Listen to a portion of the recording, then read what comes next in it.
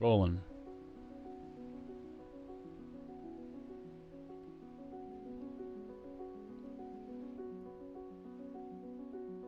Welcome, everybody.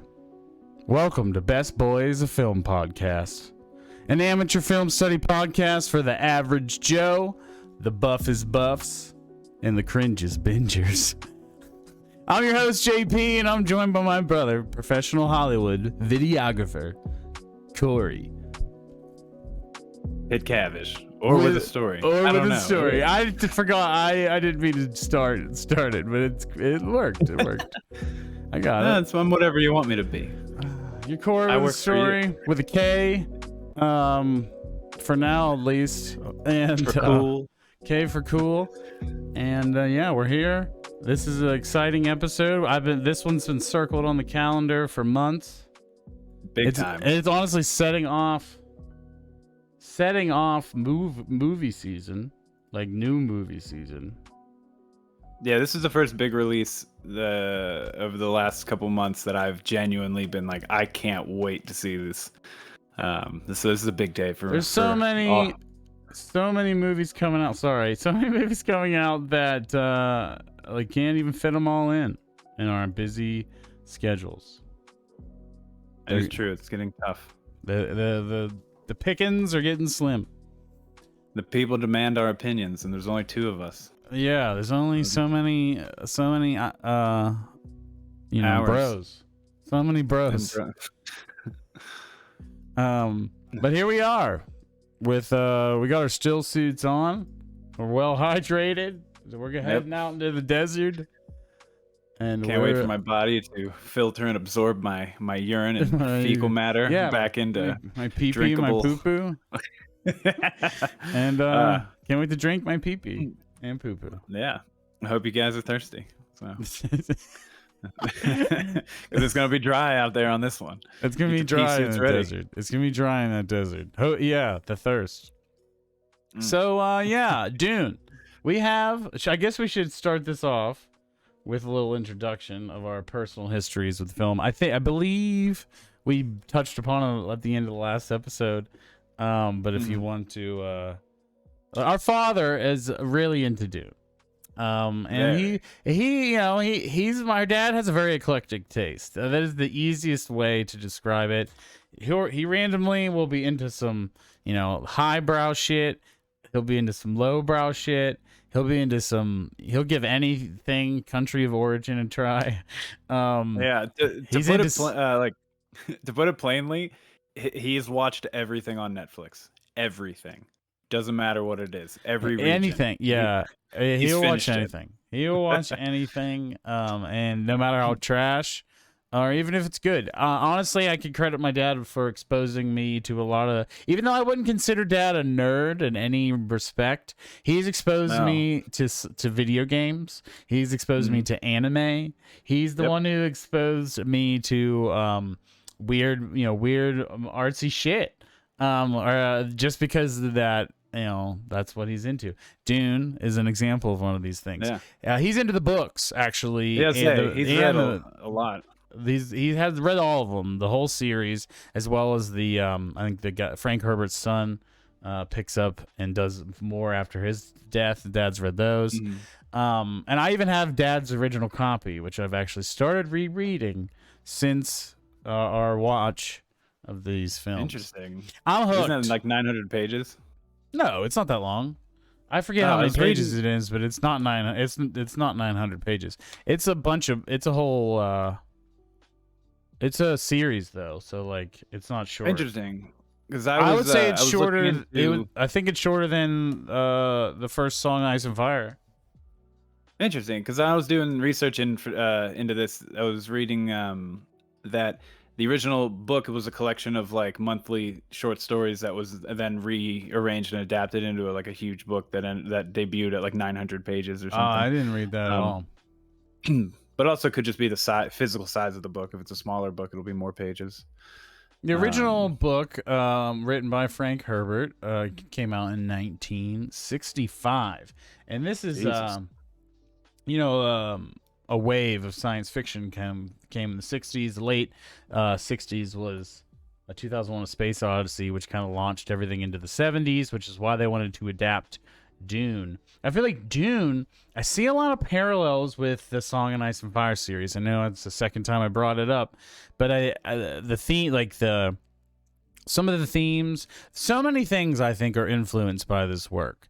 Warhammer 40,000 steals so much from Dune, and other things too, like Starship Troopers and and even like Terminator and Star Wars and more pop culture, sci-fi. But there's a lot. There's a rich world, and it's set up in a unique way, and it's like.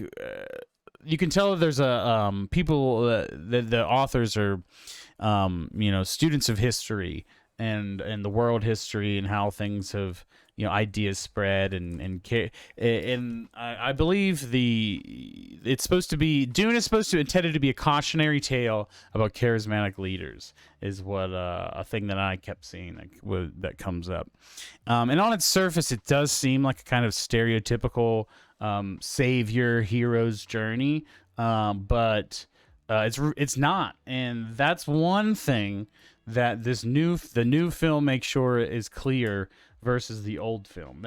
There's a couple major and we're gonna go into each film individually first, but there's a couple big choices of how things are steered and how much is revealed from the beginning in the new one versus the old one. So is there anything that you want to talk about the universe or your exposure history to Dune before we get into the films? Well, I was gonna say, speaking of our dad, to put it in perspective for some people, like you and I watched Akira when we were in elementary school. So Yeah. that's a big Yeah. the plunge of us just getting into this type of stuff. And Dune, if it was on in any capacity, it was on in the house, and it very much holds a dear place in my heart, for sure. So going into this, the original many times. We've probably seen the original at least double-digit times before this. Yeah. But this time was it's been a long time since I've watched this. This has been at least 10-15 years since I've seen it the last time, though. It's probably been like 5-ish years for me. I think when I was on my Lynch kick, I was on a Lynch kick, and I think it gave me a reason to watch it again. I have it on DVD. Nice. That's gonna be worth its weight in gold someday. Yeah. David Lynch did the old one, who we've featured on the show already a few times, or at least the one big main episode. But this film he disavows it, and so it's kind of hard to even lump into any of that. Yeah, I guess certain cuts of this film have his name replaced with like a generic name, because he was just that like pissed off about it. I think there was like a TV cut version of it where they added an additional like half hour of like footage with unfinished effects, and it was just even worse than the theatrical cut. So he took his Alan Smithy is like is the fake name that directors use back in the day if they didn't want their name to appear on something. But yeah, let's save the Lynch talk for the Lynch film. That's me. Let's if we're good, then let's get into this new one. Dune 2021, which is actually being colloquially referred to, I think, a little bit as Dune Part 1, as what Denis Villeneuve has indicated in a few interviews.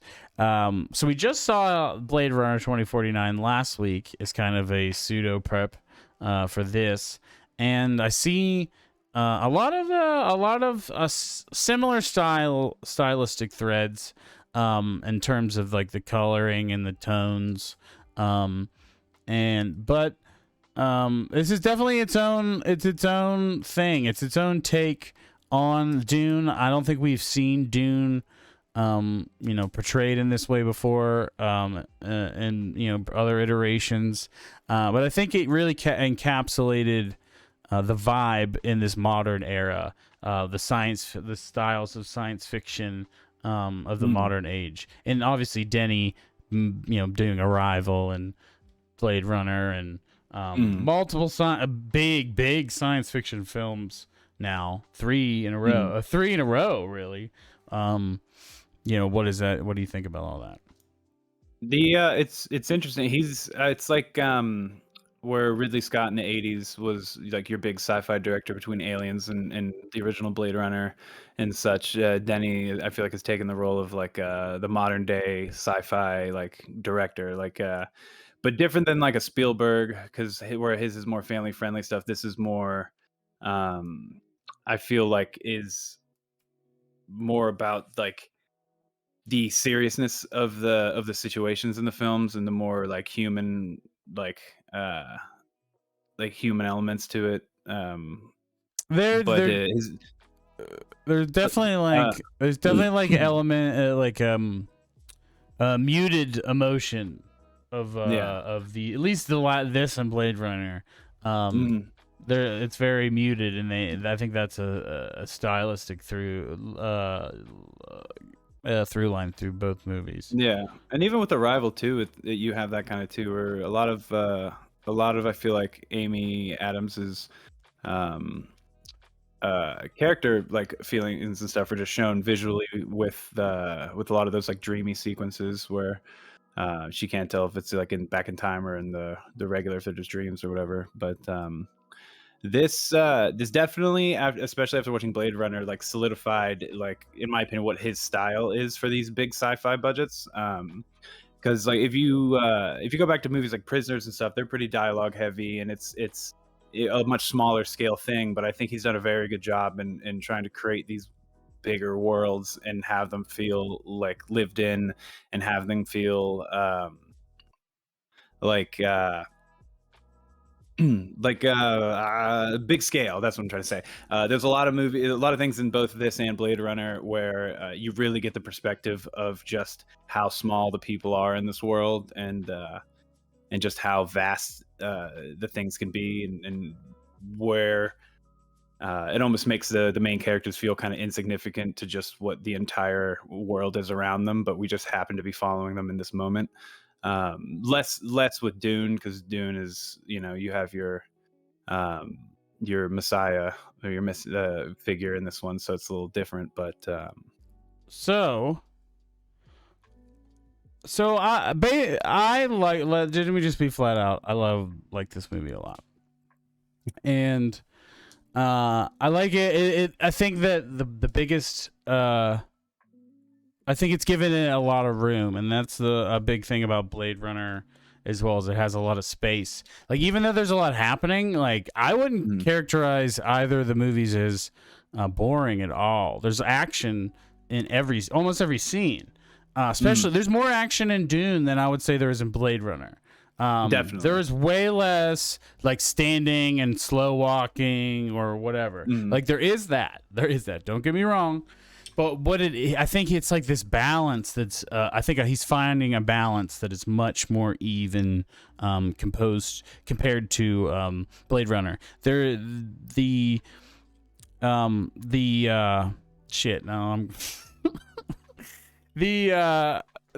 it's like how there's so many action scenes, multiple in a row. You got the attack on the Atreides base, in Arakeen, and then you have the like, the sandstorm escape, and they're stuck in the sandstorm and they're flying around, and then there's like the fight at the end between Jamis and Paul, and like the escape thing. And I don't know, I felt like there was like shit happening constantly, and I feel like it almost went out of its way to be like, look at these, we have multiple action set pieces. Oh yeah, mm, Duncan Idaho fighting the Sardaukar while they're escaping with mm. Kynes. And The worm eating the spice digging machine, yeah, like that. yeah. That is much more expanded upon than I thought it was going to be. The beats of the film was pretty. I wasn't surprised after seeing being familiar with the beginning of the story. I've read the book probably once the whole way through, but I've started it several times in my life, so I'm very familiar with the lead up to landing on Arrakis. And uh, so it was like pretty. I was surprised at how much of it was exactly the same as the and as the previous incarnations, previous adaptations, and the book itself. So like there wasn't really a lot of issue with that. It was just more like aesthetic stuff. Like this feels not that much. Like aesthetically, this feels more like a modern film. I guess my one critique that I could have is that it just maybe doesn't really stand. The aesthetics don't stand out a ton from like other modern sci-fi films. Beyond the Fremen, I think, are one of the most unique parts about the film. The Fremen are the coolest probably part about the film because it's like a cultural thing. But as far as the aesthetics and whatnot, like like the still suits and I love the Dragonfly ship. We were talking about the Dragonfly ships. Interesting. I think those are so cool. I'm surprised. I thought everybody did, but it's more like the architecture of the walls in like the other ships, the big ships that just felt like like Jupiter Ascending or like all of these other modern attempts at sci-fi epics. And it doesn't really, or like there was that Chris Pratt one, like the Edge of Tomorrow or. Tom Cruise. Edge of Tomorrow's Tom Cruise. Yeah, I don't know. There's the one Chris Pratt's future movie that just came out that I don't even know. I know what you're talking about. I don't remember the name either, but I know what you're talking about. All right, I've talked enough. I know, but what do you think about the aesthetics and about the style choices? So honestly, my only real complaints are with this movie, because I think it's fantastic, is just the aesthetic stuff. Some of and mainly just with the first half. Because from a cinematography perspective, a lot of this first half of this movie is just people in rooms next to big windows with giant light pouring in, and it kind of feels like samey after a bit, especially after coming off of Blade Runner 2049, where all of the stuff with Jared Leto was just in a box with just a light on top, and I had that exact feeling of that same aesthetic where it was just like that future sleek aesthetic. But this one definitely felt like it had more like Egyptian inspiration with its design internally, with everything's felt more stone and sleek stone and slab rather than metal. That you get with a lot of like it kind of but like I think that's the problem, is I've seen that done several times. Yeah, it felt safe. It was safe. Like I thought about, and like, god damn, I hate invoking this motherfucker. Excuse me. But the Superman Returns aesthetic of the ship, inside of the ship. Yeah. Or like Kryptonian stuff. It kind of reminded me of that. It kind of reminded me, like I said, Jupiter Ascending. Like, and I don't think the aesthetics of any of those movies are bad. Even though like the movies might be bad, it's not like I have an issue with how they made the ship.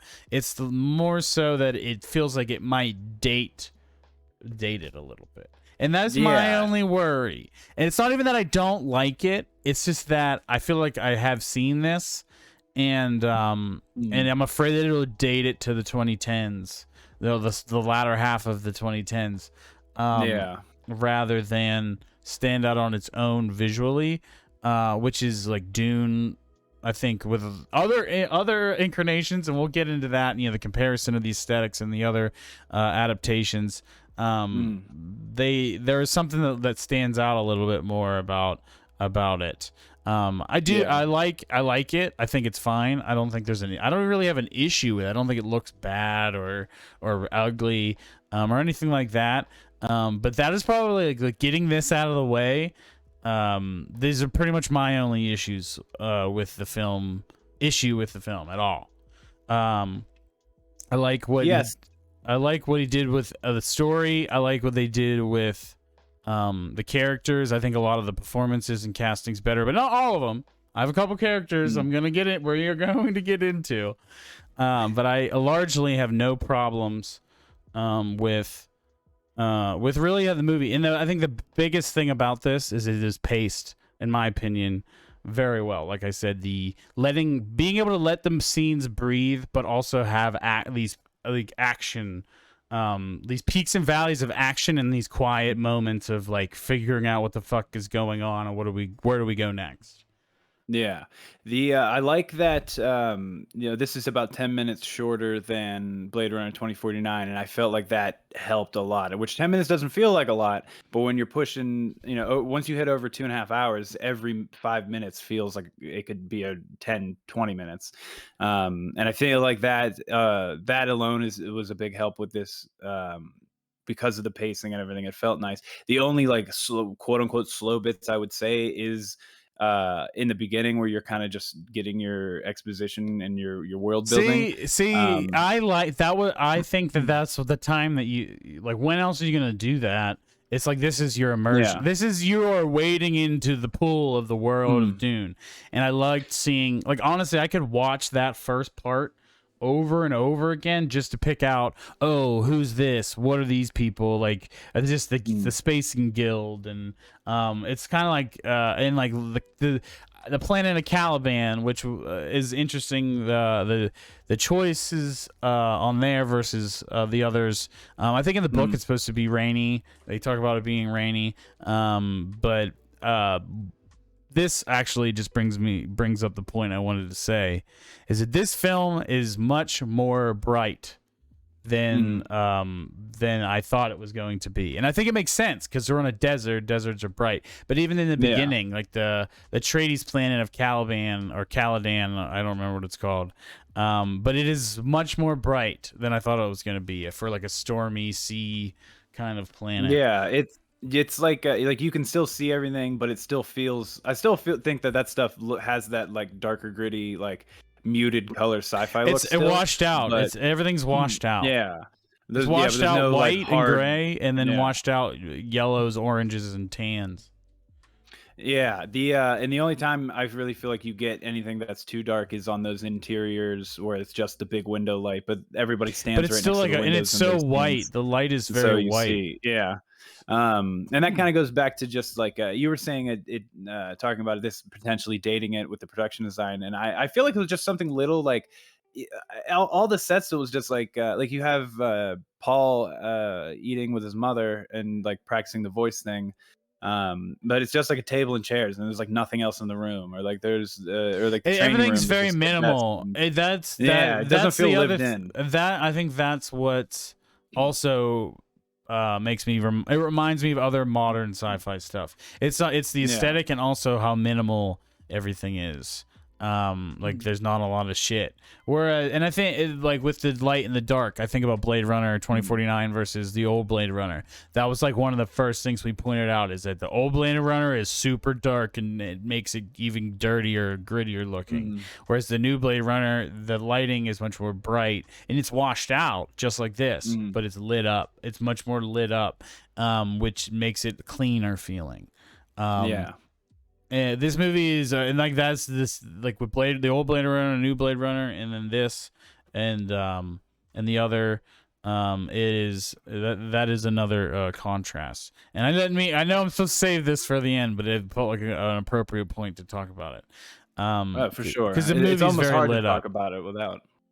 especially Um, particularly with the lighting. It is yeah, they're a stark difference. extremely. Lynch likes to light things a certain way, and obviously Denny likes to light things a certain way. He definitely is settled into his sci-fi look with this film. But when you were bringing up casting, as far as casting goes, I think that this movie was 100% perfectly or I should say 95% perfectly casted. And I think this is going to be a hot take you're going to disagree with, but I'm just not crazy about Timothy Chalamet still. Okay, I so wasn't. I asked Riss. I was like, I was like, are you cool with Timothy? Like, did you think he's better than, obviously the comparison, but just on his own, what did you think? And she's like, he was good, and like just talking about how Paul is very reserved and muted, and he's like his emotions are suppressed. And that's kind of a thing. Like everybody's are, but not, some more than others. And Paul and his mother are very, very suppressed. And then there's these moments where he lets it out. When he screamed, and his mom like, "Get the fuck away from me!" I can't remember what he said, but he screamed something at his mom, like straight up screamed it. And I was like, this is the most emotion this character has given this whole film. Yeah. Other than maybe the training scene, but he was acting like a little punk. And Paul, I think, is supposed to be more of a punk, and he is and I think that this film is much more true to the book. And I think it's better. It will be better in the long run for it. As someone who's learned their Dune story more from the original film than from the book until later. I appreciate that because there's so much more nuance in this story. And they kind of make that clear from the get-go with when they're on the way to Arrakis and his mom is like, they've made propaganda to like sow the seeds that you're this chosen one. Before we even get there, they've been doing it for 100 years. Like they've been setting up our arrival here for 100 years, and it's gonna ease our transition, and whatnot. But also, it's like feeding into in other, like in the other versions, you might think that Paul is just straight up a messiah. He's a Jesus-like character. He's gonna save this planet and save the universe. And in actuality, he might have these enhanced powers, and he might be specially trained and groomed for this position. But in reality, it was all by design. It was all, it's artificial. It is religion and these acts. This act of evolution. What do you want to call it? Evolution or God doing something, divine intervention. That's the word I'm looking for. It was crafted by these Bene Gesserits and others in power. Yeah, I was gonna say, don't they mention in the movie, but I don't know how deep they go into the book about the bloodline breeding that they do to potentially create the Kwisatz Haderach. The Kwisatz Haderach. Yeah. Or Space Jesus. Jesus. Yeah. But yeah, I when I first saw the trailer, I thought it looked good, except for I felt Timothy Chalamet was miscast. And now after seeing it, I don't feel as strongly as I did when I first saw the trailer, but I feel like this is just he's a slightly worse version of Kay from Blade Runner, because they're both very reserved, they're both very minimal dialogue, but I think Ryan Gosling has a way of delivering that emotion better. Kay is a much different character, though. Kay is that is true. Paul is a little more. Paul's younger, first of all. Paul is a teen, supposed to be. I think he might be like 19, 20 or something in this, but he's in the book. He's 15, and he's got immaturity about him, but he's also far beyond his years, and he's very strong and formidable, and whatnot. So he's like dealing with the like being almost like a demi or a super person, but I'm still growing and learning and whatnot.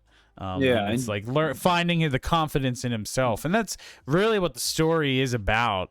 Is Paul finding the confidence in himself to take control of his destiny. Yeah, you definitely see the more I don't want to call it immaturity, but the more childlike stuff when he in all the encounters with Duncan Idaho, Jason Momoa's character. It's like an older brother. He gets super giddy, like, oh, Duncan's here. Even with Gurney in the training scene, it was just like, go play me a song, would you? Why don't you play me a song? He's like, fuck you, dude. Eat my knife. Speaking of the Gurney scene, sorry. How did you feel about the new Shield style? Okay, so the new Shield style was immediately disappointed. Not because it was bad, just because you wanted the box, the brown paper bag. I wanted the PS1 hit boxes. I like that too. That's what I said. Riss hated the angular shields of the old one. She says it looked dumb, and it's like I think I like them better still. But I could see it's just harder. It's hard to tell what's going on versus this is easy. It's just fighting. It's just and like that is a big thing. And there's a huge. We're gonna talk about something later when we get to the Lynch film that Lynch made several changes with his movie that are not in the book and are not in this movie and won't be in the next movie. And I think it's important to talk about this because it's with those expectations, because I forgot. And then when we watched it, I'm like, wait, when's this coming up? So let's go through the. Well, I'm not gonna spoil it. No. Spell the. I want to talk about the cast. So everything is perfectly casted, like we said. Everything. And I don't think I have a problem with any performances individually or otherwise. I think I kind of alluded that I did, but I was lying. What I think I had issues with is there's a particular character that I love that was barely used at all and was killed and maybe had like 5 lines in the whole film. And that is Piter DeVries, played by Mr. Polka Dot himself. Polka Dot Man himself, David Dastmalchian. I always say his name. Oh, good, because I think I always confuse his last name with a System of a Down member, and I always say like Malakian. Darren Malakian. Darren Malakian or something. So pardon. But you love him as an actor. I was excited because Piter is one of my favorite characters in the whole thing, and I didn't like it. And honestly, one of my other biggest gripes, this isn't a big gripe, but I really didn't like that they barely. I wanted more exposition about the Mentats. They didn't explain what the Mentats are at all. Oh, not at all. Yeah, they didn't say what they are. They just have their eyes roll to the back of the head when they're like looking shit. They're doing their computations, their calculations or whatever. And Piter is gone and not going to come back. And Thufir, I imagine, will come back because we didn't see him die or anything. But I loved the new Thufir. Love the new Thufir Hawat. Agreed. So cool. He's I think I don't know if he's from Pittsburgh, but he was in some August Wilson plays apparently. He's interesting. He's a longtime playwright from Pittsburgh, legendary. And so I was super excited for the performance, and I think that I love the style, and I loved the whole thing. And I wanted more of them. I wanted more Thufir, and I wanted more Piter. Agreed. I wanted more Mentats in general. That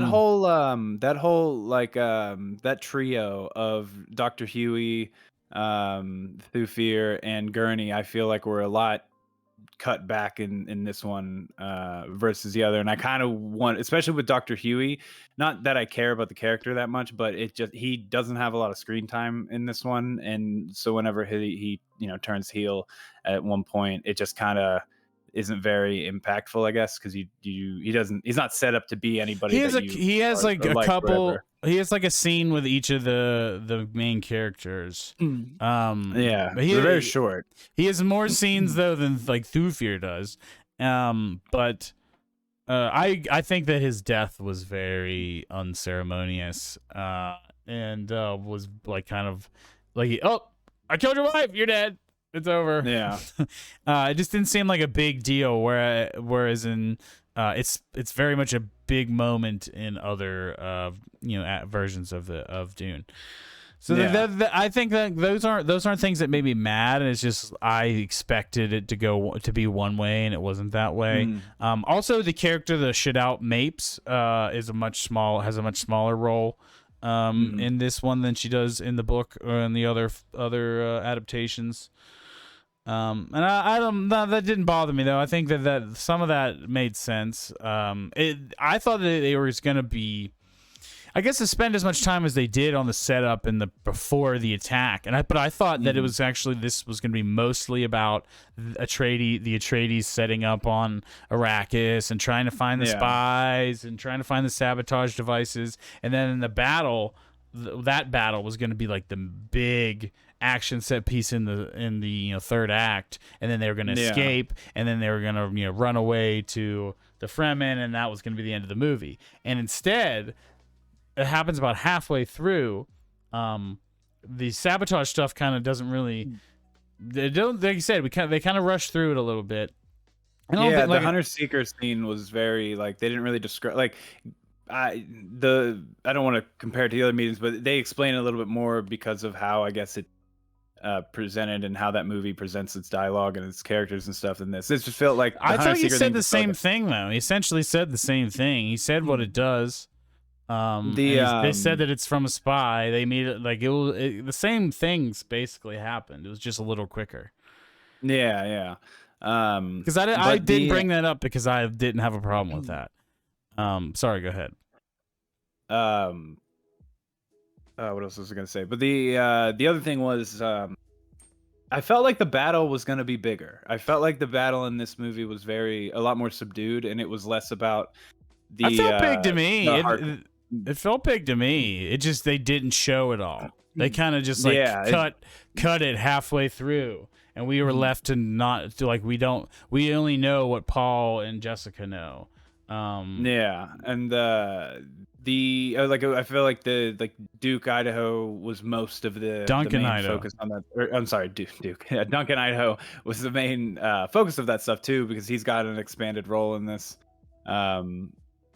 And you More get a little similar bit of to his Gurney, book, but- though. It's much more. He has a bigger role in the book than he does in the old. Yeah, and movie. I have not read the book, so to me, it's so. But that's cool then if it's because I think it works. I think that gives Timothy Chalamet, especially towards the end of the movie, more reason to like be emotionally invested in it beyond because he seemed to be closer with Duncan than anybody else. Yeah, he's supposed to be closest with Duncan, but he's close with Gurney as well and Thufir as well. Yeah. But I think it's in that order. Yeah. But I did like though in this how the relationship between the Duke Leto and Paul is in this is a lot more. They only get a few more scenes than the other movie, but they use them very well, and you definitely have that like Oscar Isaac nails this of just that like responsible leader, like loving father, and then in just like kind of you definitely you feel that he is there. He's not an absent thing, whereas and in the other movie it's the two barely really do anything other than just like this is just telling him just like this is what's happening and do this, and then it's more just him and his mom. Yeah, I think Oscar Isaac's in it just as like a little. He's actually a little in it. He's in it more than I thought he was going to be. And I was glad because he was really good. He was really great, but yeah, Jason Momoa as Duncan Idaho steals the fucking show. Yeah, steals he's come the a long show. way as an actor. Honestly, this is the best role I've ever seen him in. It is definitely playing to his wheelhouse. It's fun, broy, military, fighting guy, and he's big and muscular. This is what Jason Momoa does, but they used him to a great end, and loved his performance, and he's a lot more of the movie than I thought also, even though I just like, oh, all right, he's gonna die here, and then he didn't die, and then I was like, what are they doing with him? I was like, this is cool as fuck, and it just made me like him and the character even fucking more, because Duncan Idaho is a legend in this world. Like, it's not just like he's Paul's best friend, older brother figure, one of his teachers. They obviously have they take multiple scenes to establish how close they are, and you feel that.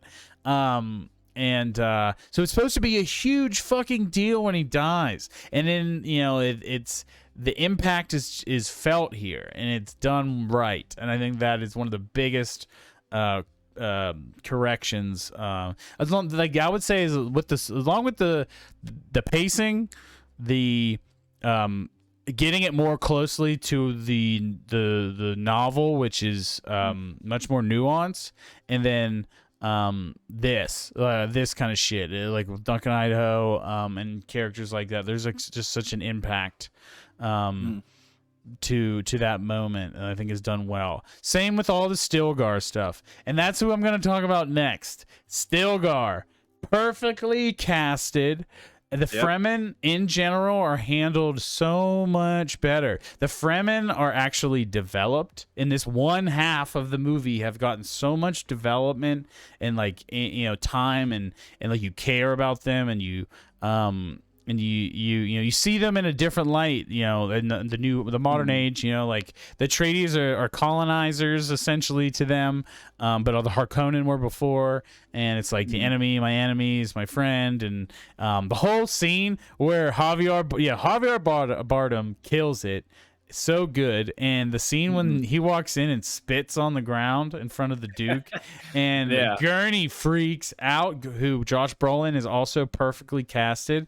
Josh Brolin, it has the intensity, I think, that was lacking from the character in previous performances. Yeah, it's just that was a great moment. It was probably one of my favorite moments in the movie. It was like the one moment of levity. It was in a Marvel movie where there's a joke every other scene. Like, that was probably the only funny part of the whole movie, but it was so fucking good. Yeah, they had there was all the stuff with Duncan and Paul. There was at least a little bit of levity sprinkled in. Light. Like, oh, looks like you've gained some weight. Like, it was a moment of lightness. Not at all. Like, there's a moment of lightness. But that's like which was nice. I think that's what you're supposed to get out of Duncan, is like he has a relationship with Paul that's different than literally everyone else, who is trying to train him and hone him. And even Duncan's training him, but like they're actually friends. And he's the only one in the movie that Paul smiles at. Really, like he's the only one that you get any emotion beyond, like deep thought and or anger, or like more worrisome. You actually get some happiness and just something that relates you to that he's a kid. He's the son of a duke. He's an heir, and he's has all these visions. And his mom is a Bene Gesserit, but he still is a kid, and he still has friends, and it's just done so well. And I do like, those are the parts that I think Timothée Chalamet like stood out for, were those kind of parts where it was nice seeing him. It just felt more real, just felt more being comfortable in a situation where a lot of the movie he's uncomfortable, but intentionally so.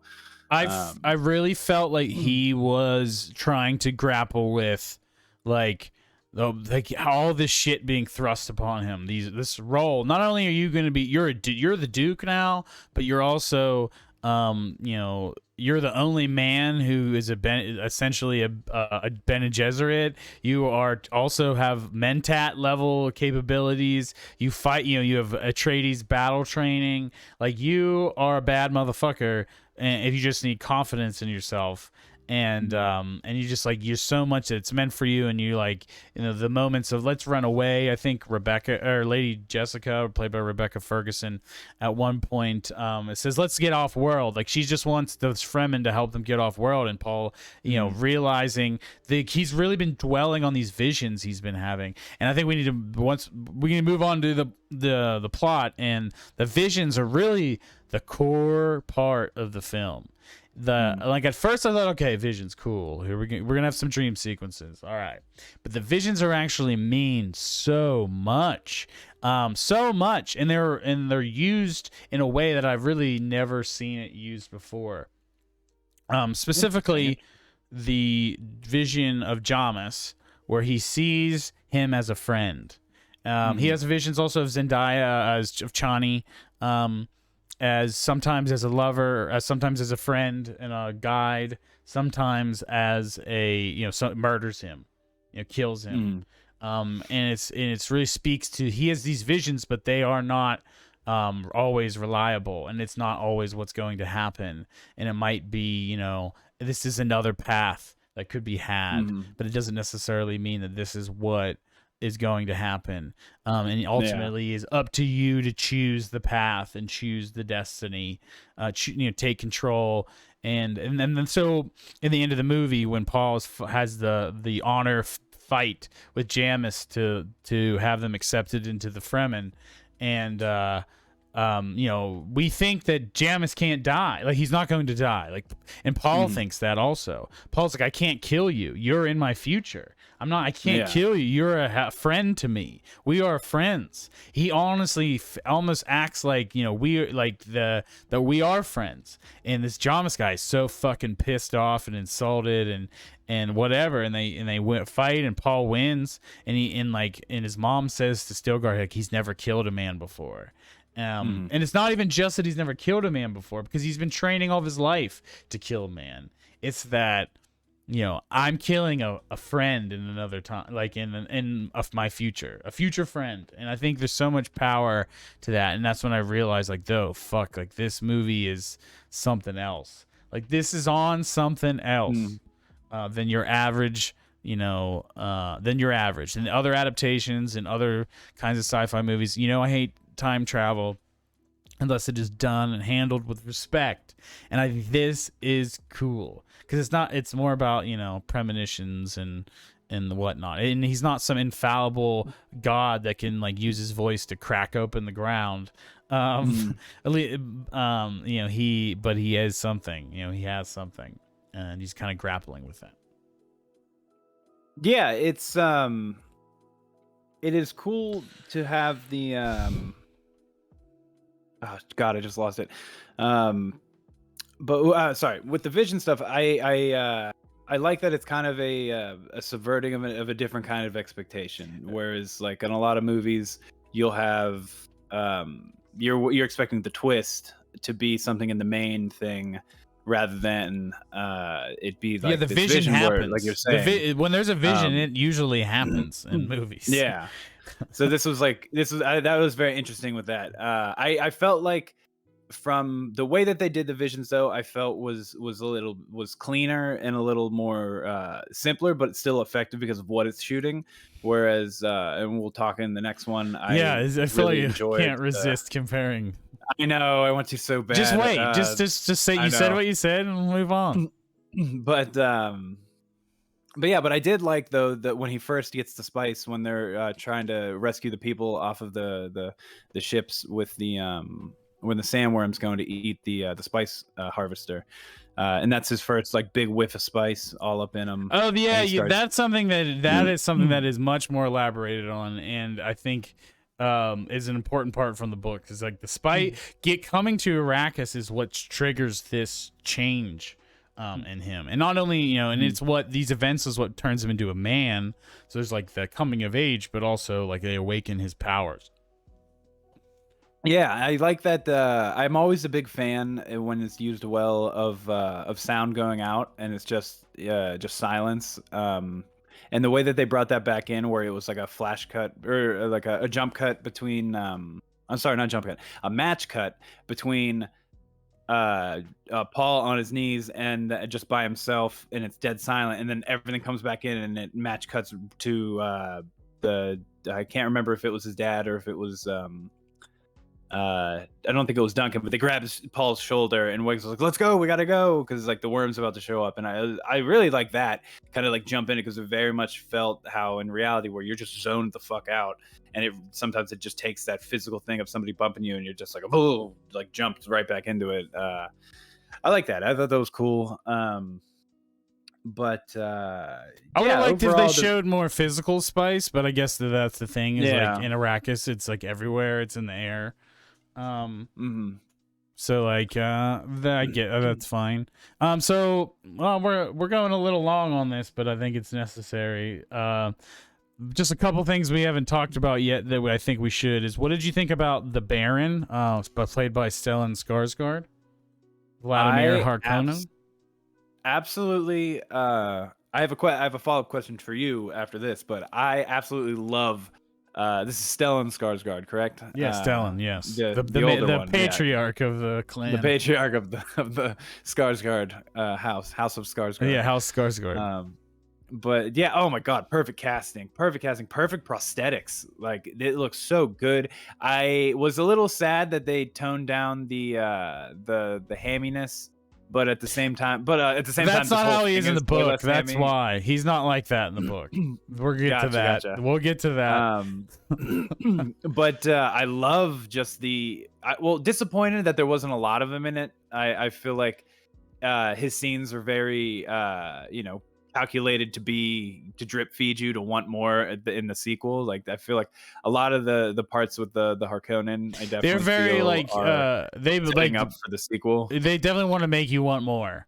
And Yeah. I thought there was a lot of him. I just thought there wasn't a lot of Raban or anyone else. Not a lot, but Yeah. there was a good few scenes. It was just not a lot of Piter or Raban, and we don't even Yeah. see Fade, which I think is fine with the two parts to introduce them in the Yeah. second half, just because there's a Um, lot of characters. But but yeah, the Baron doesn't, because he doesn't really have his full scene to flex himself until they capture Duke Leto yeah, and then there's and the the dinner. He's poison gas eating. thing. And yeah, he's eating. Yeah. I love Because that everything scene, by else the is way. like, That is fucking it's so good. good. It's I think it's so way good. better. Fuck. It's good. It's good. But the other ones that he's always obscured, whether it's like intentionally when you first see him, it's extremely wide shot.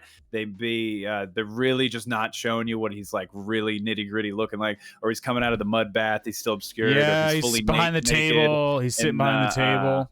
yeah, or he's naked in the big steam cloud, and you only see the side of his body and one of his fat rolls, and like they're really like, it's because he only has a couple lines in each of those scenes, but then you get to that dinner scene thing when they have the Duke, and he does the poison gas thing, and it's so well. And I love that they are minimalizing, almost like in a horror movie, his levitating that he does. It's very much that that like new age sci-fi horror of just like long, slow rise.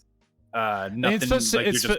It's much more functional, the levitation. It's not like a gag. It's more, it seems like it's more because he's so fat he can't move.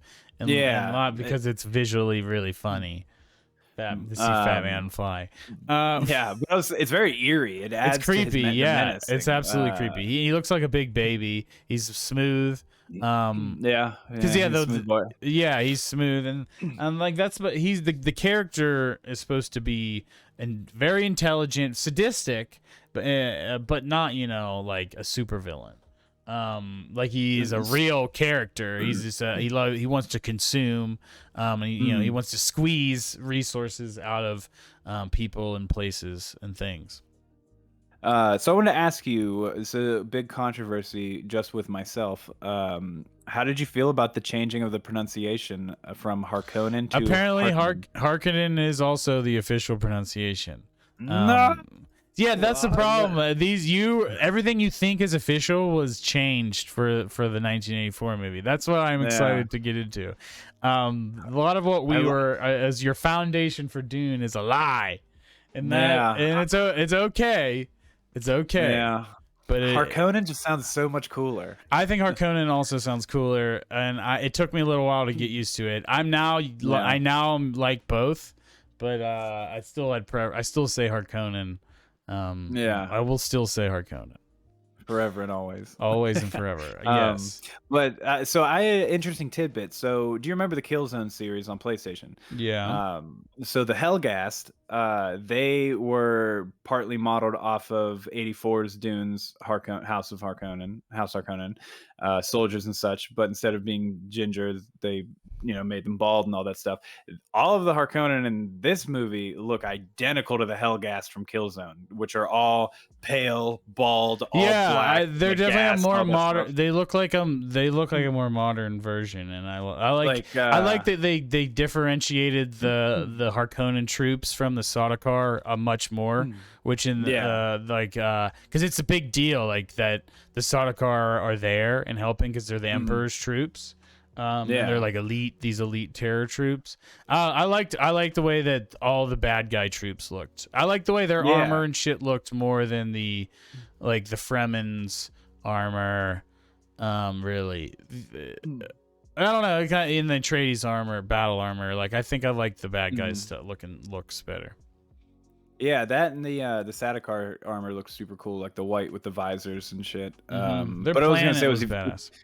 If you look up, if you just look up the Hellgas leader in your spare time, it looks so close to the Baron like design, which is super cool because I love those game series. So I'm all about that. Give me that aesthetic all day.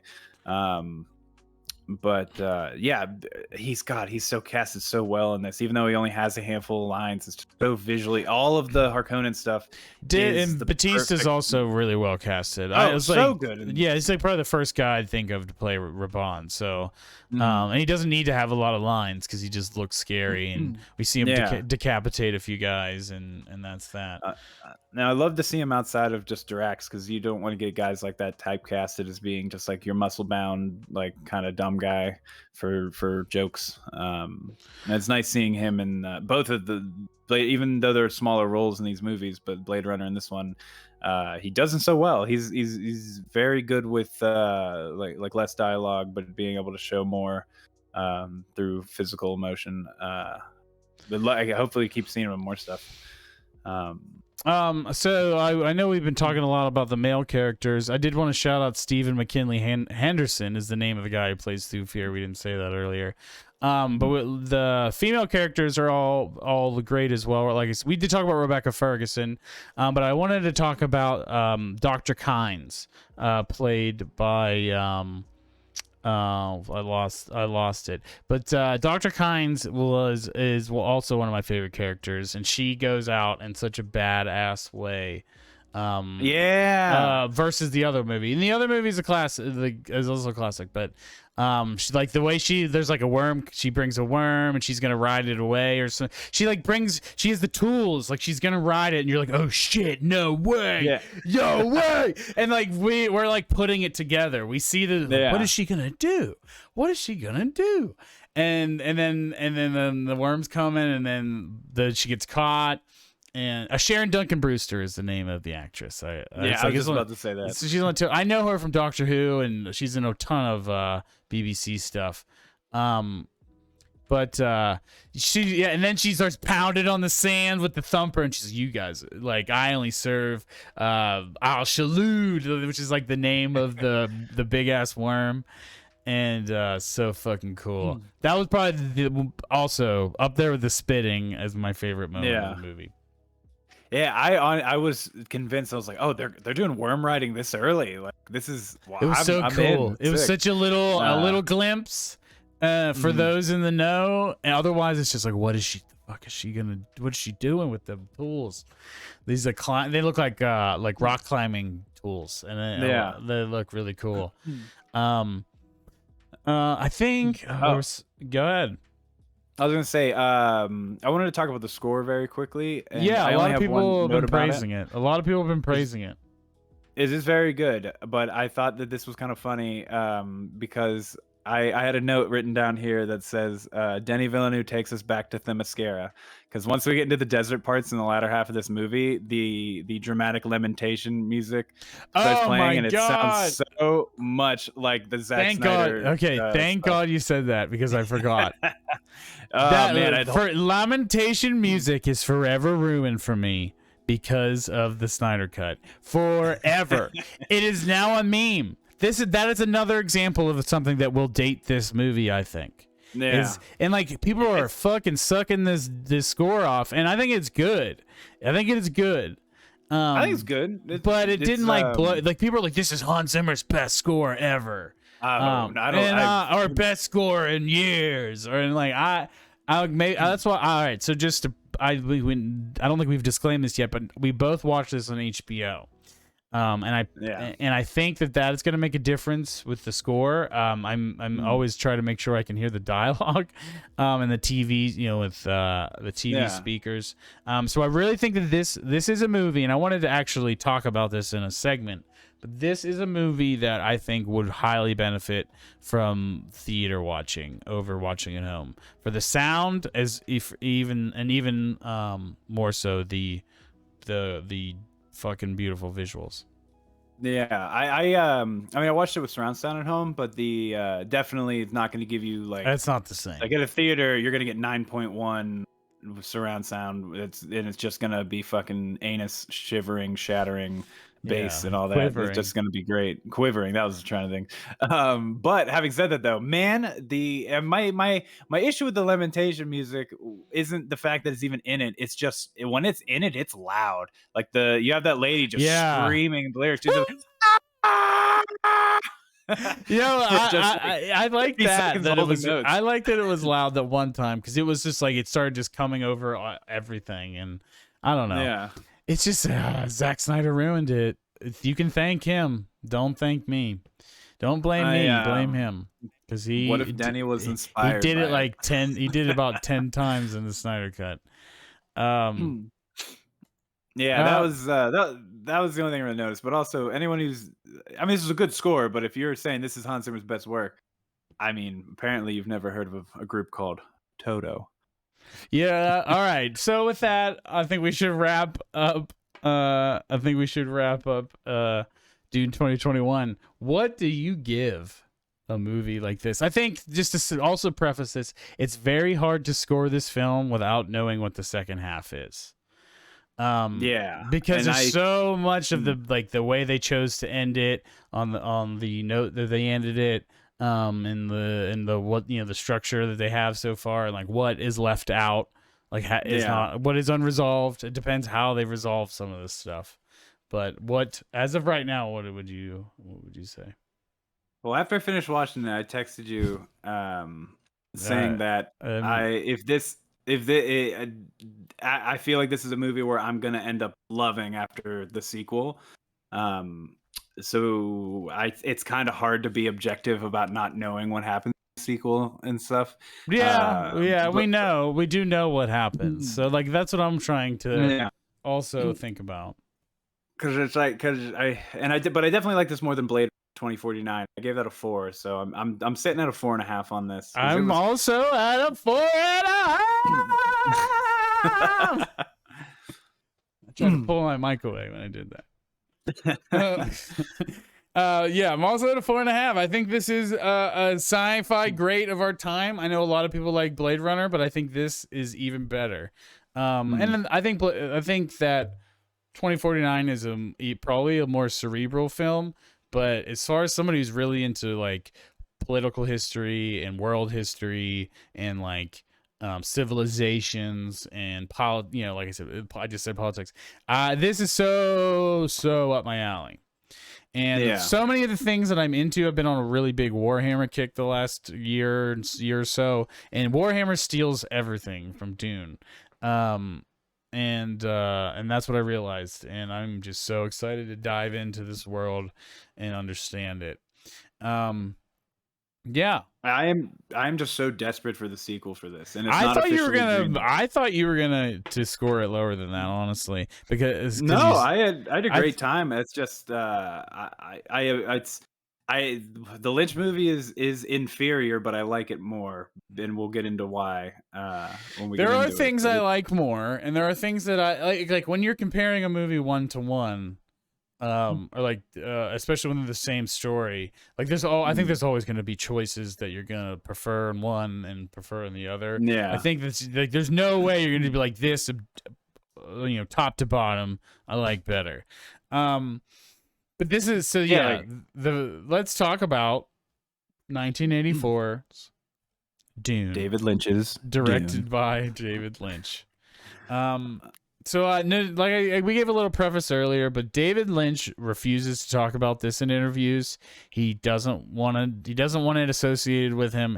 I think his name's still on it, but I think he's also pretty good friends with the De Laurentises, and he kind of did it, I think, as like it was like a favor for him because he was new, but it was also like a favor for them, and they helped him with movie after this. So obviously their relationship couldn't have been that bad if they were involved in Blue Velvet.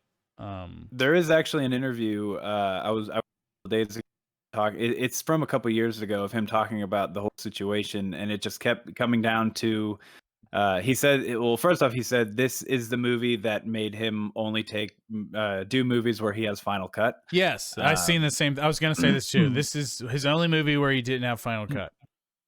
And in most of the production woes and everything were just came down to budget, where they just didn't have enough money. They weren't able to fundraise anymore, and And then you also have the producer wanting to make it more like Star Wars and less like what Dune's supposed to be. And apparently, the original cut of this movie was 3.5 hours.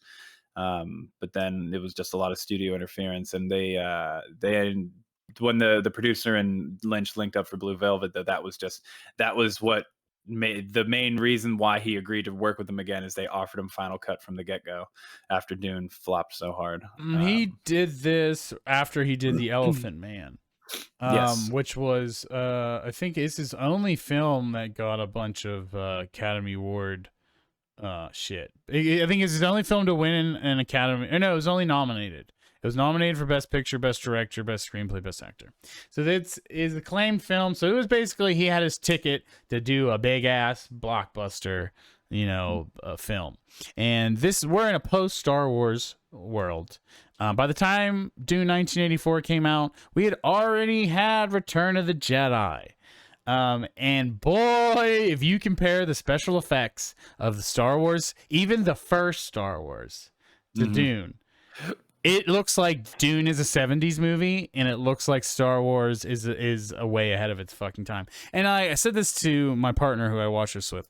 We have to keep in mind that Star Wars has been remastered 1,000 times. And honestly, you and I, growing up in the 90s, have never truly seen the original Star Wars that our dad saw in the theater, our parents saw in the theater. Yeah. We had the VHS trilogy, but even that was the 90s remaster. They added the CG shit to it. And I'm sure we might have saw an earlier version before that, but even by that point, I think. So that is something that Star Wars has revisionist history. But even comparing it to like television, like Star Trek, The Next Generation is only a couple years after this.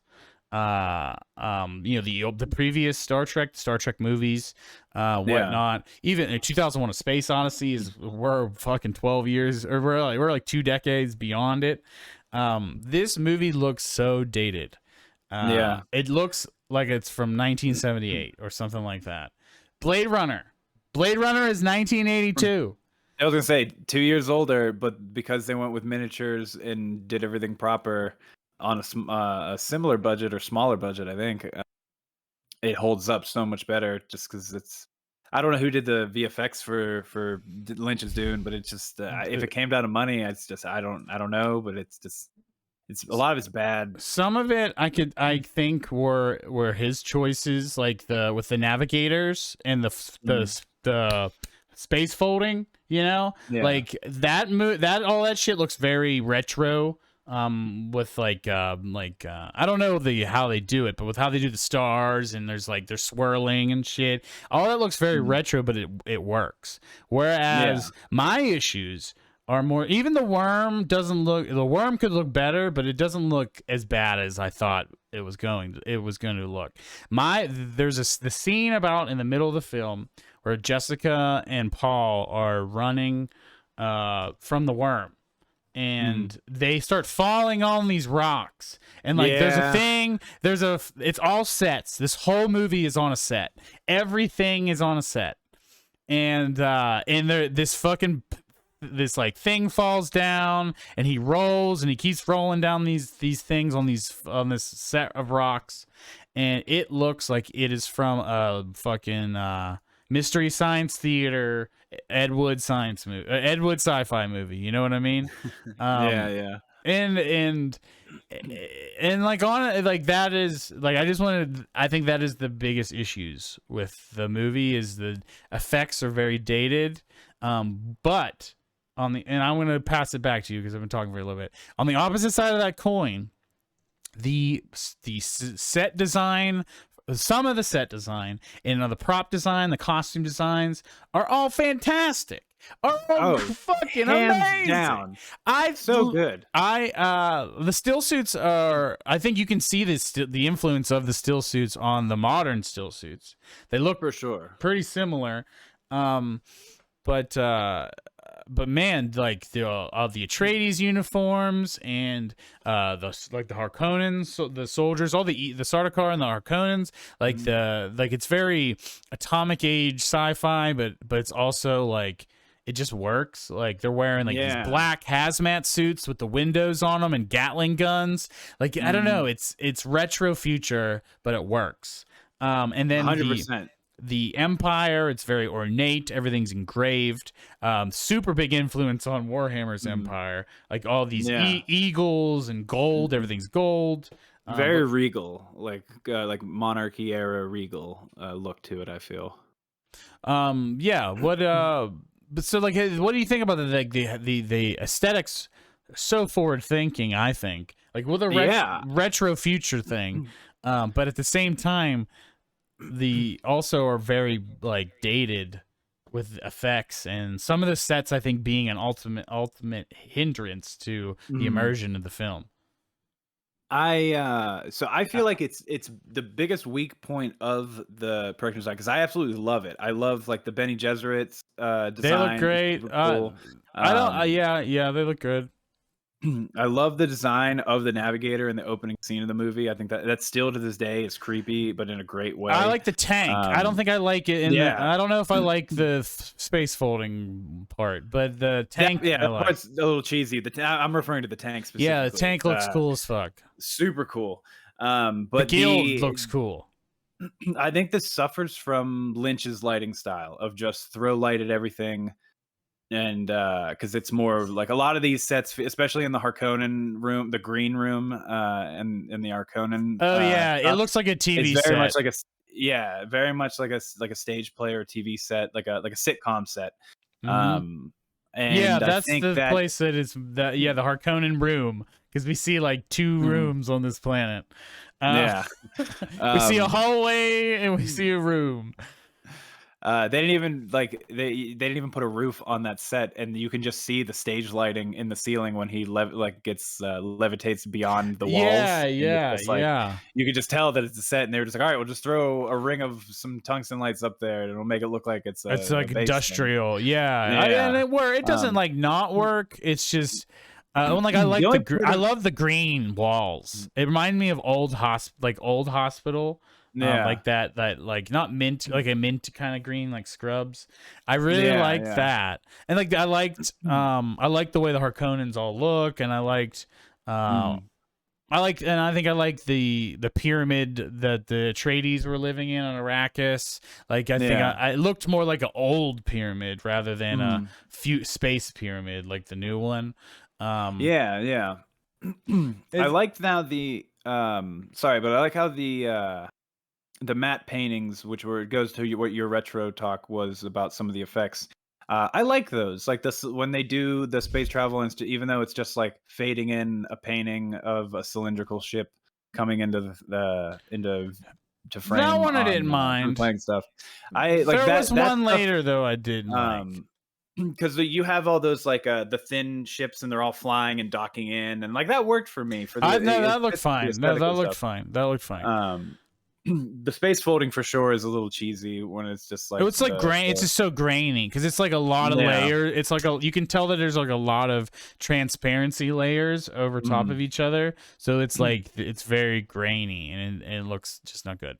It doesn't look bad. It's just like a style. It's like a style thing.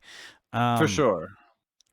I just feel like I was gonna say there's a matte painting later in the film where like you see the base when the Harkonnens control it, and you see the Emperor's like ship that's just a building essentially, and it is like it reminded me of in the original Doom when you finish a level and you can see the map of the thing you're on, and you're moving to the next building. That's what it looks like, and it didn't look good. It's just like this is a painting, but. And I feel like this is the part of this. There's this and the thing we should talk about next, style-wise. But this is, I think, one of the better things, though. Like, as much as I think the sets look dated, the special effects look dated, like, the art style as a whole is what carries this movie. And then moving on, then, the style thing that I think is make or break for a lot of people is the inner dialogue voiceovers. And for me, I love them. I always love them. And now though, this, because watching it with someone, my partner, I asked, do you want to watch the new one or the old one first? And she's like, well, if you've seen the old one first, I'll watch the new one first, and then we can we can compare our thoughts. Mm. And it was genius. And she thought that the voiceover was dumb because it was just the most basic exposition every time. Like, it was just like obvious. Like, anyone knows that. Like, but it is like, it doesn't need it. Like, there's so much exposition in the movie, but the inner dialogue is almost rarely something that's about the world. It's almost always like, huh, I thought you would do that. Or like something like that. Like just something about the context of how they're feeling. Oh, I would love to kill you. All I see is an Atreides I want to kill. That line is stuck I like in my head. that stuff though. I like it too. I like it too. They present it with the whisper, and so it is like this is inner monologue is whispers, and having it be like that through a whisper. It really just sells to me like how I'm doing when my own inner dialogue or monologue in my head when I'm just thinking my thoughts in random things. We all hear our own voice in our head with things, and it's and I know it is kind of like spelling out what's exactly happening, but apparently for the time, like with the test audience and stuff, that this was very confusing, and so it whereas the phoned in Harrison Ford dialogue for the theatrical Blade Runner is like awful, this to me works. This isn't the same as that, because they actually added in the Princess Arulin voiceover in the beginning. Yes, which I'd like. That is actually, I don't, because it's just exposition dump.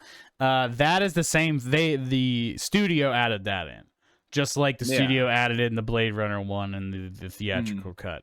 So I didn't like. There's examples like that. This movie is just, it suffers from a ton of exposition, but it needs the exposition in order to tell the entire story, because there's literally not enough time to tell it. The second half of the movie is literally a montage. The whole second half is a montage to the end, and you get bites, so you understand you understand what's happening, and then it's the end, and it's over. So I think that's the issue. Like this movie needs to. Dune can't be one movie unless you're willing to make that movie 3.5, 4 hours long. And agreed. That's why this new one is so important, because they're finally giving someone enough runway to do it. So before I want to talk, go ahead. I was gonna say, with the Lynch's cut is 2 hours 17 minutes which is shorter than the new one by 15 minutes, which is only half of the story, to put in perspective if those haven't seen the Lynch film. And it's essentially cramming 4.5 hours of movie, or almost 5 hours of movie into 2 hours 15 minutes. And it doesn't, like you said, I don't have any problems with the pacing or anything until you get to the Fremen, living with the Fremen. As soon as he meets the Fremen, it's the takes off. Fremen get no development. They're just like, okay, you're now our leader. His love story with Chani gets they just go into a corner out of nowhere and just say I love you to each other. And start making out, and then it's just like, okay, cool. No love story. And then the new movie. I'll fuck it. The new movie doesn't really get to go into it at all. Chani's the love story, because it's purposely saving it for the second, because they're gonna have time, I would imagine. I felt just no dog, because Zendaya's all over the poster and on the main marketing, because she's one of the bigger names on it, and she's only in the end. But it's the vision. It's the visions. She's in the visions, and I think that's why she's an important theme in the movie. So it's like, it's not like Star Wars, where they show Captain Phasma, and then Captain Phasma is literally in 30 seconds of the movie. It's more about what she represents, I think. So I was fine with it. But anyways, Lynch Dune, yeah, I think that sums about up. Great aesthetics, great choices. I love the cast. I love Patrick Stewart, except for Patrick Stewart is not a good Gurney. Like, he's good. Patrick Stewart's just good at living and acting and being a human. Yeah. So like, I'll like him in anything. But if we're just going on what Gurney should be, I think that the new one is a better version of that. You're telling me that Gurney holding a pug going into battle easily the best part of the movie is worse than Josh Brolin? The pugs in general are hilarious, and there's like a bunch of dogs in the beginning part too. Yeah, the doggos definitely enhanced my feelings about it. Yeah, it was cool though, but it's good. It's entertaining, I think, and it's cool, but it just, as a film and as a narrative, it's bad. Especially the second half. The first half's good. I don't no issues with the first half, and as soon as you get to the second half, it is just okay. We're just it's like it's obvious you should have made it a second movie when you do that. Yeah. I wanted to ask you about the score for this one. Toto did the music. The score's awesome. I like the score better. So probably. Good. 100% like it better. It is that guitar, like big guitar at the end with the orchestral thing. Yeah. Oh, that's so good. Yeah, it's awesome. Yeah, the music's probably the best part. One of the best parts, also the old one.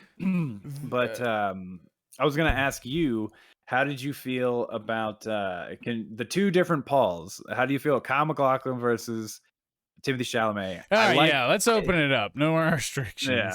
Yeah. I think Kyle MacLachlan is good. And I think this is another perfectly casted role for Kyle MacLachlan. Kyle MacLachlan, me and Riss talked about this too, is I don't even know if I think he's the greatest actor ever, greatest actor or anything, but Lynch knows how to put him in really good roles.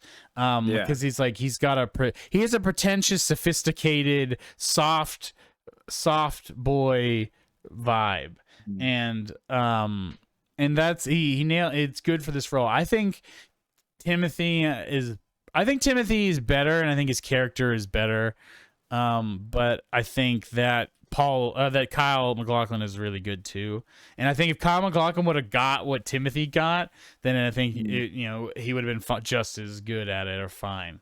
Yeah, you have a lot of that 80s cheese you got to get through as well. When you get to these 80s sci-fi movies, no, maybe cheese isn't the, but it's that 80s style of sci-fi and character acting that was how it was supposed to be back then, because that was this is the sophistication. The Atreides are all really Thufir and Leto and there's this sophisticated aristocracy about aristocrat class about them. And this movie, you get that, but it's not nearly as not everyone is British or European. Yeah. And I feel like with the newer Dune, you have realistic portrayals of just dialogue delivery and how things would go there, where back in the 80s and most older movies too, when you have this kind of stuff, it's very much more stage play acted, where it's a little more over the top, or a little more just bigger, or I guess would be the word. I think it's largely I think mostly though they're more subdued in the new movie, but I think that a lot of the characters are pretty subdued in at least on the Atreides side, and that I think is a great segue to talk about the Vladimir Harkonnen, Baron Harkonnen in the old one. I love him, but he is a clown. He's essentially a clown. He has no motive in the movie. You just know that he doesn't like the Duke Leto. And that's all. He wants Dune back, but he's just laughing, and he's floating around and screaming and laughing in a scene for no reason. I know that Lynch is doing that on purpose. It's just a less realistic interpretation of the character, and more comical and over the top versus the new one. And I think that I like the old one, and I have the actor's name written down, but I like the old one a lot. But I think that the new one is ultimately the way to go. Yeah, I think for what the character is, based on just what I've read about the books and just like the lore, I think the new one definitely nails that a lot. But having said that, I do enjoy, because I think it's just supposed to be over the sanity. Like this guy is just completely unhinged, and even in the fact that he just like when he has those sexual moments with like the younger guy that they bring in, where there's definitely like he's just Yeah, like well, looking him because up and down, like yeah, he licking his does lips have, and like. yeah, he does sex servants or slaves or whatever. Yeah, but then at the same time, just pulling out heart plugs like there's not a care in the world. Yeah, he like gets off It's on just it. yeah, it's very like maniacal, but in a silly way. Which I feel like that's just that's Lynch. When it comes to these kind of characters, but I like it though. I love the Boyles look to it, and how he's got the doctor that's just draining him, and there's just a thing of blood coming out and filling up. I thought that was super cool to just kind of like this. Not only is this man just like big and fat and has to levitate everywhere, but he's also just falling apart. And it's Yeah, just so okay, so that is a good segue to talk about the things that David Lynch added to the movie that are not in Dune. Number one, the boils and all the disease on the Baron. interesting Um, Number two, the weirding modules are not in the book. at all. Really? They're not a thing. So okay, Wow. let me explain to you the weirding modules, because once you get what they did, it makes them less cool. So apparently, the weirding way in the Dune book is a martial art that the Bene Gesserit know, and it's like yeah, it's like Jedi fucking fighting. And Mm. that's essentially Jedi fighting, and they taught it to Paul, which is they're not allowed to do. So not only that's what makes Paul special is he's not only trained in Atreides shit, he's trained in Mentat shit, and he's trained in Bene Gesserit fighting. And so he's this like The voice. ultimate fucking fighter, and the voice. So he's ultimate shit. And so when they go to the Fremen, that they defeat the Fremen in one-on-one combat, and then they teach the Fremen, the warriors, how to fight. No, Paul teaches them since he knows all this fighting shit, and then they use that style to then conquer the universe. And the weirding way, so the weirding way is David Lynch's the weirding module is David Lynch's replacement for it, and it has nothing to do with the Bene Gesserit in the movie, and it is just. And so David Lynch's quote is, "Nobody wanted to see kung fu on the desert, so instead they use these found devices, which are definitely creative. But I mean, Yeah. thinking about movies of the modern age, literally everyone has martial arts fighting in it. And I think that's something about the new movie that is so much better is that they can just have it be really fancy martial arts, and like martial arts is a big part of this movie. That's the other thing.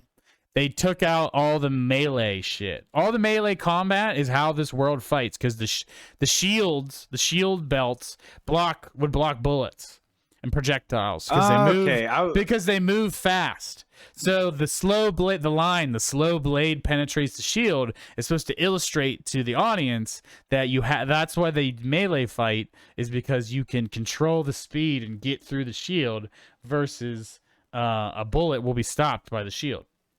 So I wanted to ask you about that too. I had it in my notes. So I asked you how you felt about you have all this technology in the world, but it's still fighting with swords versus the old movie. That's how the book's, but that's how the book is. And the that's only why they're thing always training. Do you notice in the training scene, it's like a melee training dummy, and they're doing melee shit, but then all of a sudden he's doing the like he's doing the weirding module gun, and yeah, that's why it kind of doesn't make perfect sense in the movie if you think too much about it. But yeah, Interesting. Yeah, the because I got confused because the Hunter Seeker was still able, like at least in the old movie, I guess that was the Hunter Seeker penetrated. Oh no, I guess the new movie too. Yeah, it penetrates the shield, but it like zips at it fast. in the old movie, he didn't have his shield belt. Duncan Idaho gets I would say that's in the old movie. That's why it's in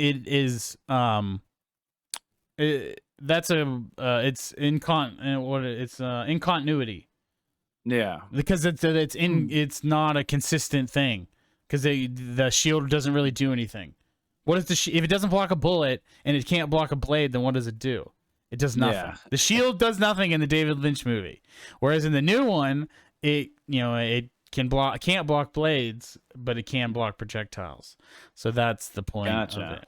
That's why they don't use guns as much in this world, and I thought that was much better because that makes much more sense. But I thought about that with you. I thought about the you. It's like if Kory thinks that it's like if all he knows is the weirding modules, then all the martial arts might be weird for him. Thinking why does there no guns? There's so many guns in the old Dune movie. Nobody has guns. Yeah, I was wondering mainly just thinking, I was like, when is the weirding modules in? Like, when is the weirding shit? And it doesn't get mentioned until the very end. But yeah, because Javier Bardem is just like, yo, you guys do in the weirding way. And then that's it. It's just like a throwaway line to just hint to where the next movie is going. Because it was after because it's a martial arts style, which they didn't explain that to the audience who doesn't know Dune. They might probably didn't even know what the fuck he was talking about. Because I didn't know. I'm just used to the modules, which I think is like a kind of creative way. I think it's creative. I think it's creative. It's just not. It's inconsistent with the themes of the actual book. Yeah. It was cool though that the way they set it up was just like the Atreides have been working on this in secret, and then Paul just takes that tech and just gives it to the Fremen.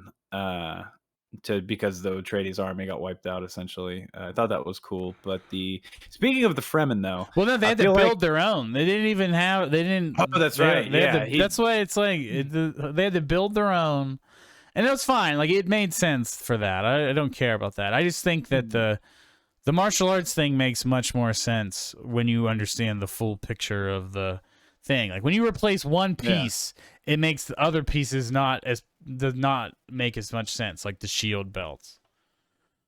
But I was gonna say about the Fremen, I feel like in the Lynch one, because they're so Russian, it just feels like they're a remote tribe that's uncivilized and all that stuff. And yeah, they find out that they have water reserves and stuff. But this new one, it definitely feels like they are the locals on the planet that are just happen to be letting them like harvest spice, and they're just like, don't fuck with us, we won't fuck with you, which I like more in the new movie. Well, yeah, they're like the secret, they're the silent majority of this world. Yeah.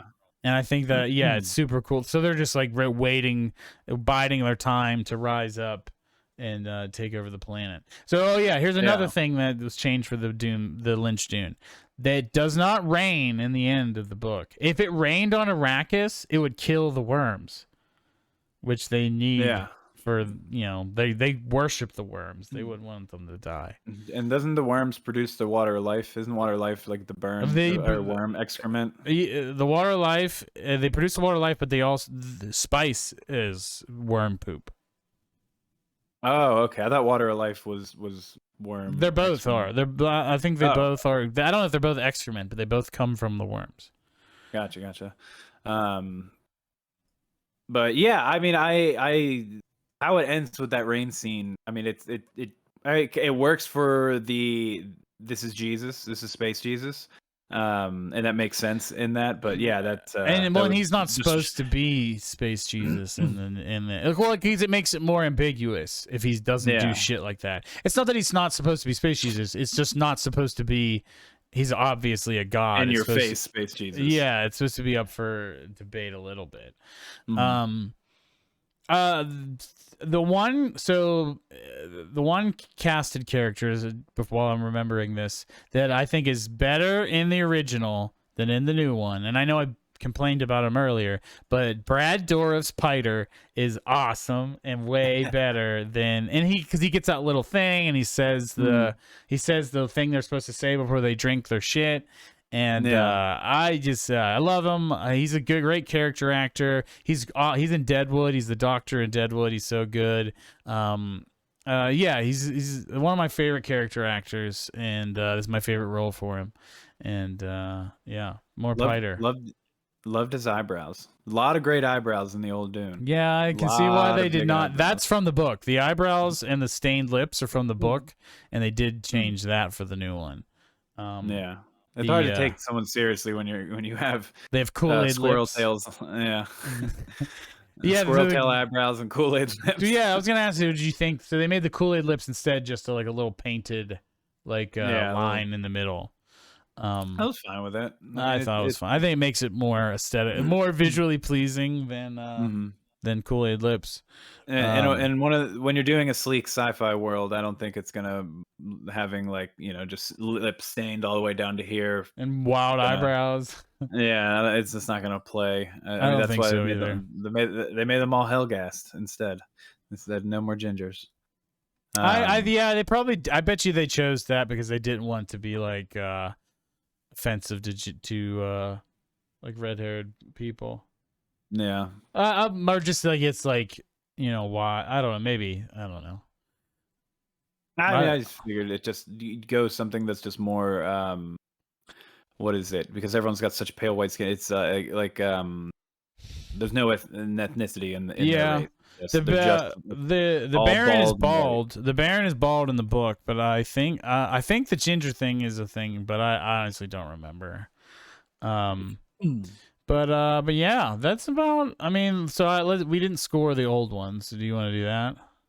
I don't know if this is a hot take. But I know it's an objectively bad film on a lot of accounts, but for some reason I still think it holds up good. And I watched this before the new one and loved it. I walked away with just like, this has just got so much style. There was so much potentially here that if Lynch had his way and there had a budget, or even if you gave this production company enough of a budget to hire ILM to do the special effects at that point in time, I think this would have been a masterpiece. Yeah, I think the art design with a better special effects company would have gone a long way. And I didn't look into the budget. I did want to talk about the budget for the new million. one. Yeah, I don't know what that means for that time. Like I'd have to do research. That would be what Star Wars and shit and ET and all this stuff. Yeah, 42 million would be like a modern day like $20 million budget ish. So like blockbuster scale. Because now modern day, A New Hope's budget is only $11 million. Well, that was also an indie like production. But that's so good. I know. Well, they pioneered special effects for decades to come. But yeah, Dune had a very high budget. Empire Strikes Back is 30.5. Empire Strikes Back's only 30.5. That's less. And this was higher. And it's 4 years earlier. I want to look up Blade Runner, which I bet it's 2 years earlier. I want to think Blade Runner was 30 million. Maybe. But yeah, you got it on the nose. But the new one, I wanted to talk about this because people are talking about like Doom 2021, like it's the new, like it's gonna be the new big epic blockbuster. But the budget, 165 million, is still on the low side compared when you're comparing it to, Marvel or other franchise, films. Yeah. I think it's good. I think they have to do that because this, keep it alive. I think with Warner Brothers having so many risky flops on movies that they had a $200 to $250 million budget on, from like Justice League or the Superman movies and stuff like that, I definitely feel like there is reserved. You can tell where the money was spent in this movie, for the sole fact that all the interiors are just like empty rooms next to big windows, but do they put that money where it counts with the special effects and the big like explosions and the set design, like, or the costume design and stuff like that, like, which I appreciate. Blade Runner's the other stuff slide. Blade Runner's budget was about the same. People acted like it was a box office flop, but it made more money. You have to double the budget for Marvel. Well, then looking at this so far, Dune. I was reading an interview and a Warner Brothers exec, or not Warner Brothers. They already the head of greenlighted it. They said that it's happening no matter what. I was about to say the Warner Brothers, the Media CEO said that if Dune can clear 300 million at the box office, which wouldn't even break them even, he said, after marketing and everything, but it would still be a win for them. They would consider it a win, and that would be enough for them to greenlight the sequel. Because they said the sequel's already in production. This was as of a week ago, but I think they're writing it. That's all that's happening. Yeah, but if the number that this movie needs to hit at the box, 300 million for Warner Brothers. I'm looking at it now, and it's 220. It's at 223.2. Nice. I think it'll hit it then. It came out on Thursday. It hasn't even been a week. So yeah. So this opening weekend, I think it'll definitely hit that 300 million. I'd say definitely, especially because the reception to this seems to be better than Blade Runner was. I think there's no way in hell this doesn't. Yeah, but there's still I still see a divide among normal people, like not normal, but average Joes.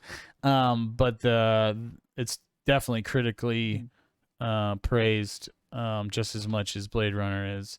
But I definitely see more praise among normal people. I see more people engaging it. Honestly, I think I want to go see it in the theater also because I want to give it money directly and not just HBO through HBO, because I want them to make more movies like this, and I want not just Dune movies, but more niche, I guess, things.